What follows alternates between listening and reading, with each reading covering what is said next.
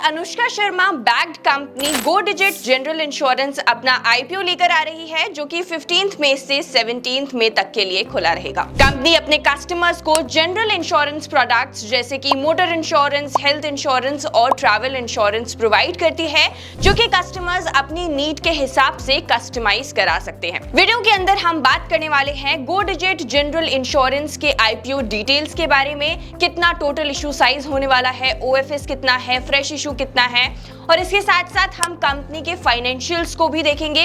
Lastly हम discuss करेंगे कि कंपनी का जीएमपी क्या चल रहा है और उसके बेसिस पे क्या आपको इसके अंदर अप्लाई करना चाहिए या फिर नहीं। तो चलिए वीडियो को स्टार्ट करें। उससे पहले अगर आप हमारे चैनल पर नए हैं तो प्लीज हमारे चैनल को सब्सक्राइब कर लीजिए, बेल आइकन को प्रेस कर दीजिए ताकि ऐसी और आईपीओ रिव्यू वीडियोस को आप बिल्कुल भी मिस ना करें।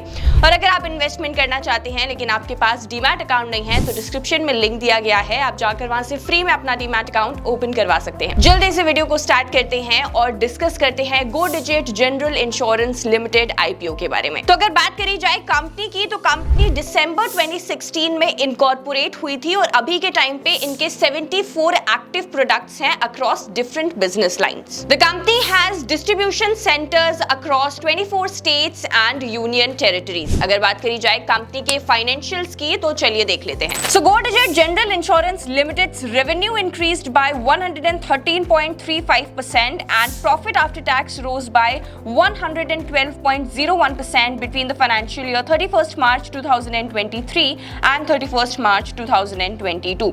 अगर हम इनके assets, revenue, profit after tax, reserves and surplus, total borrowings को देखें और उनको कंपेयर करें फ्रॉम ईयर 2022 टू ईयर 2023 तो आइए देख लेते हैं। एसेट्स इनके 2022 में 2919 थे, जो कि इंक्रीज हो गए 2023 में टू 3346।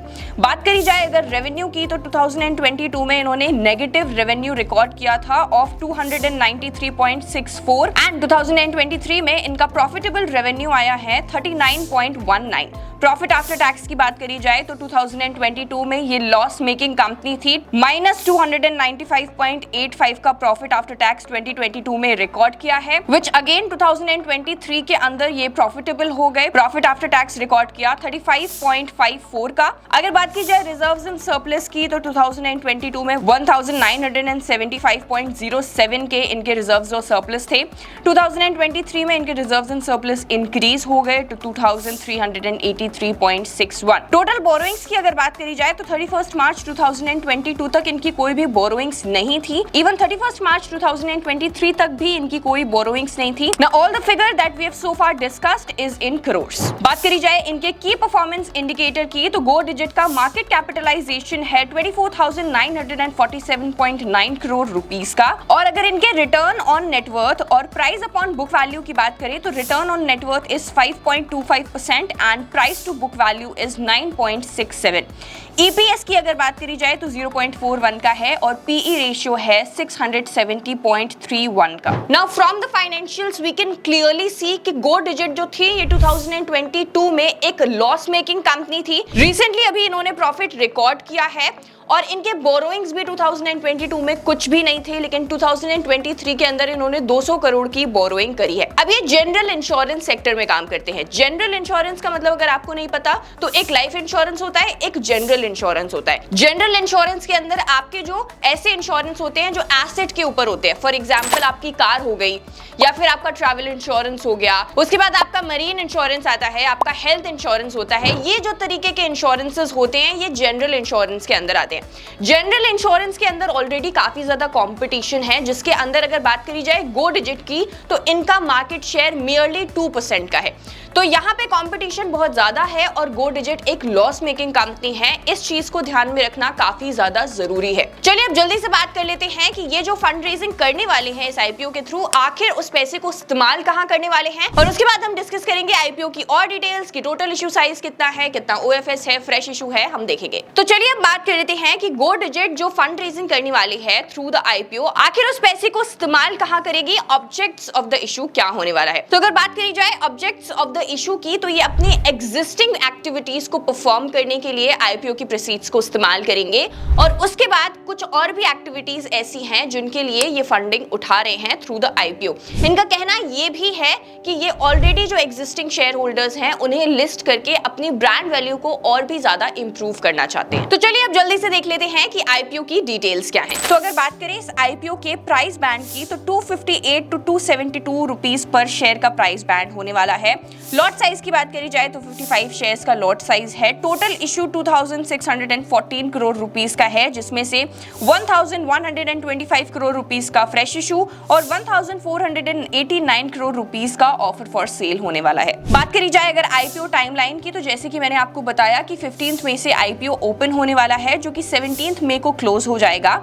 अगर आपको अलॉटमेंट मिलता है तो आपके पास नोटिफिकेशन आ जाएगा बाय मई 21। अगर आपको अलॉटमेंट नहीं मिलता है तो 22 मई तक आपके पास रिफंड्स आ जाएंगे, और अगर आपको अलॉटमेंट मिल जाता है तो 22 मई तक आपके शेयर्स आपके डीमैट अकाउंट में क्रेडिट कर दिए जाएंगे। इस आईपीओ की लिस्टिंग डेट 23 मई को रखी गई है और इसकी लिस्टिंग बीएसई और एनएसई दोनों पर होगी। बात करें अगर IPO lot size for retail and HNI categories की तो रिटेल मिनिमम एक लॉट के लिए अप्लाई कर सकते हैं, जिसमें उन्हें 55 शेयर्स मिलेंगे amounting to 14,960 rupees. Maximum 13 lots के लिए रिटेल अप्लाई कर सकते हैं, जिसके अंदर उन्हें 715 शेयर्स मिलेंगे अमाउंटिंग टू 1,94,480 रुपीस।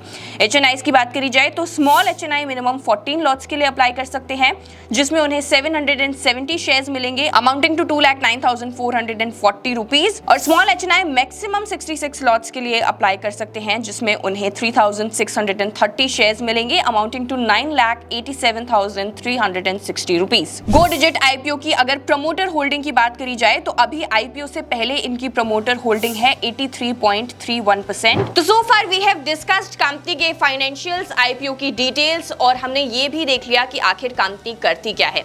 अब हम जल्दी से जीएमपी को डिस्कस कर लेते हैं और देख लेते हैं कि आखिर इस कंपनी के आईपीओ का जीएमपी क्या चल रहा है, क्या ये आईपीओ आपको लिस्टिंग गेन्स दे सकता है। तो अगर बात करी जाए लास्ट जीएमपी की तो last GMP as updated on 14 May was 42 rupees, जिसके हिसाब से एस्टिमेटेड लिस्टिंग प्राइस होने वाला है 314 रुपीस और एक्सपेक्टेड परसेंटेज ऑफ गेन पर शेयर होने वाला है 15.44%। मतलब यहाँ पे आपको 15% का गेन हो सकता है। नाउ अगर हम यहाँ पे इनके जीएमपी ट्रेंड को देखिए तो 10th मई को इनका जीएमपी 70 का था, लेकिन 11th को वो गिर के 65 हो गया, 12th को 53 हो गया और 13th को 42 हो गया और 14th को अभी 42 ही है। तो काफी ज्यादा जीएमपी गिरा है, which is not a very good sign. तो हमने जीएमपी को देख लिया और जीएमपी के हिसाब से ये आईपीओ आपको 15% तक के लिस्टिंग गेन्स दे सकता है अगर आज की यानी कि 14th में की बात करी जाए। लेकिन आपको आगे भी जीएमपी को ट्रैक करते रहना है और देखते रहना है कि जीएमपी क्या चल रहा है। उसके बेसिस पे आप डिसाइड कर सकते हो that whether you want to go ahead with applying for the IPO और नॉट। लास्टली अगर बात करें कि आपको इस गो डिजिट जनरल इंश्योरेंस के आईपीओ में अप्लाई करना चाहिए या फिर नहीं, तो देखिए कंपनी जो है वो रिसेंटली प्रॉफिटेबल हुई है। 2022 के अंदर इन्होंने अच्छा खासा लॉस बुक किया था, और अगर हम इनकी स्ट्रेंथ की बात करें तो इनकी स्ट्रेंथ सिर्फ इतनी ही है कि ये कस्टमर्स को जनरल इंश्योरेंस प्रोडक्ट प्रोवाइड करते हैं जो कि वो अपने नीड्स के हिसाब से कस्टमाइज करा सकते हैं। अपार्ट फ्रॉम दिस ये कुछ भी नया नहीं कर रहे हैं और जनरल इंश्योरेंस के अंदर कंपटीशन भी काफी ज्यादा है। एंड जैसे कि मैंने आपको बताया इनका मार्केट शेयर सिर्फ अभी 2% का ही है। सो आप इन सारी चीजों को एनालाइज करिए और डिसाइड करिए कि आपको आईपीओ के अंदर अप्लाई करना चाहिए या फिर नहीं।